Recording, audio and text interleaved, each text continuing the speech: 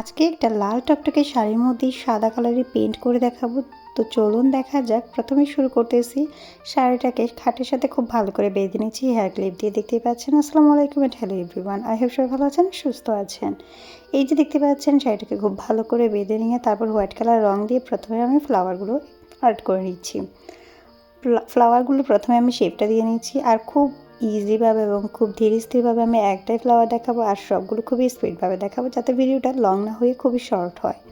কারণ আপনারা long video দেখলে বড় ভিডিওটা দেখার মতো আপনাদের এনার্জি থাকে না বা সময় থাকে না। এই জন্যই আজকে থেকে ভাবলাম ভিডিওগুলো সবগুলো শর্ট করে আমি শেয়ার করব।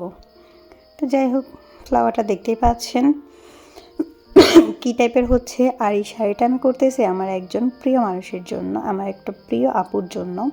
তার বার্থডে গিফট হিসাবে আমি শাড়িটা করতেছি, যাতে তার কাছে আমার একটা স্মৃতি হিসাবে এই শাড়িটা থাকে। সো দেখতে পাচ্ছেন হোয়াইট কালার দিয়ে হচ্ছে করতেছি, আর তার প্রিয় রঙে হচ্ছে ব্ল্যাক অ্যান্ড রেড।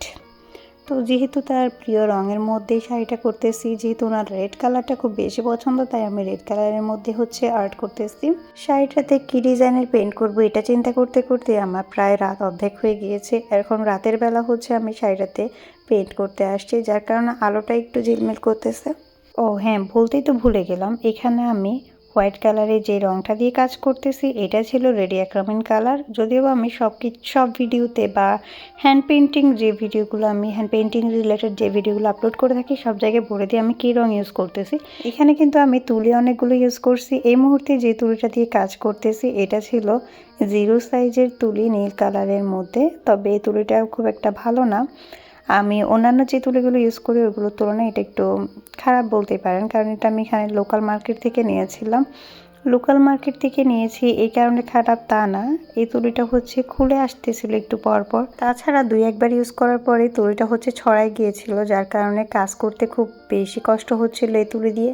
কিন্তু আমার কাছে এই মুহূর্তে এই তুলিটা ছাড়া গোল সাইজের তুলি ছিল না, সবগুলো হচ্ছে চ্যাপ্টা বা হচ্ছে ঘাস লতা পাতা আঁকা তুলি ছিল। একদম চিকন একটা ছিল, যেমন আমি এখন ফ্লাওয়ারের মধ্যে ইয়েলো কালার দিয়ে যেই এগুলো দিচ্ছিলাম, রেনু বলে মেবি এগুলো দিচ্ছিলাম। এখানে হচ্ছে আমি 000 সাইজের তুলি ইউজ করতেছি। এটা খুবই সরু তুলি ছিল, আর এটা কিপ স্মাইলিং এর তুলি ছিল। এই তুলিটা বেশ ভালো, যদিও বা এই তুলি দিয়ে হচ্ছে বড় ফুলগুলো আর্ট করা যায় না, মানে আর্ট করা যায় তবে একটু কষ্ট হয়ে যায়। এটা দিয়ে হচ্ছে ঢালপালাগুলো দিতে ইজি হয়। তারপর ছোট ছোট এখানে ফুটার মতো বা বিন্দুর মতো এগুলো দিতে ইজি হয় আর কি। তো এখানে আমি ইয়েলো কালার দিয়ে হচ্ছে বিন্দুগুলো দিচ্ছিলাম, বা রেনু বলতে পারেন এগুলোকে। তারপর ব্ল্যাক কালারের রং দিয়ে হচ্ছে আমি এখানে ঢালপালাগুলো দিচ্ছিলাম, কলি যেগুলো দেওয়া হয়েছে এগুলো হচ্ছে ঢালপালাগুলো দিচ্ছিলাম। এই যে দেখতে পাচ্ছেন খুবই চিকন কিন্তু এই তুলিটা। যারা হচ্ছে আমার কাছ থেকে হ্যান্ড পেন্টিং শাড়িগুলো অর্ডার করতে চান, তারা আমাদের পেজ সুইফট পেজে হচ্ছে নক করবেন। এফবি পেজ বা ফেসবুক পেজ সুইফট বি লিখে সার্চ দিলে কিন্তু চলে আসবে।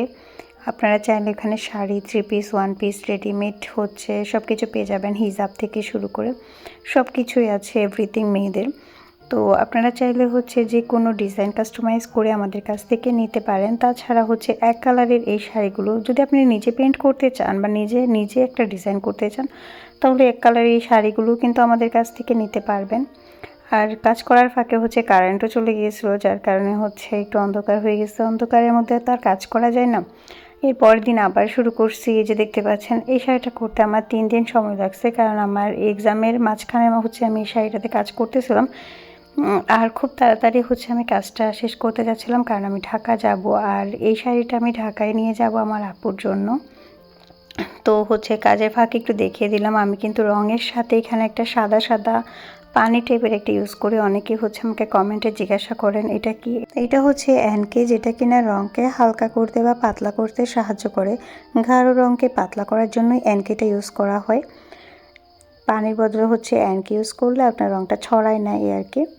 ওইখানে ফ্যানের বাতাসের মধ্যে কাজ করতেছিলাম, শাড়িটা হচ্ছে উঠতেছে, দেখতে পাচ্ছেন, দেখতে খুব সুন্দর লাগতেছে তাই না। এখন হচ্ছে আঁচলের কাজটা করতেছি, প্রায় কাজটা শেষের দিকে। এই যে কাজটা কমপ্লিট করে আমি হচ্ছে এটাকে রোদে দেওয়ার জন্য নিয়ে যাচ্ছি ছাদে। একটু শুকিয়ে নেওয়ার পরেই হচ্ছে আমি রোদে নিয়ে যাচ্ছি। যদিও বা এটা রোদে না দিলেও চলে, বা ফ্যানের বাতাসে শুকিয়ে নিলেও হয়ে যায়। তারপরে আমি রোদ যেহেতু আছে ভাবলাম একটু রোদে দিয়ে নিই। রোদে দিয়ে খুব ভালো করে শুকায় নিয়েছিলাম আমি।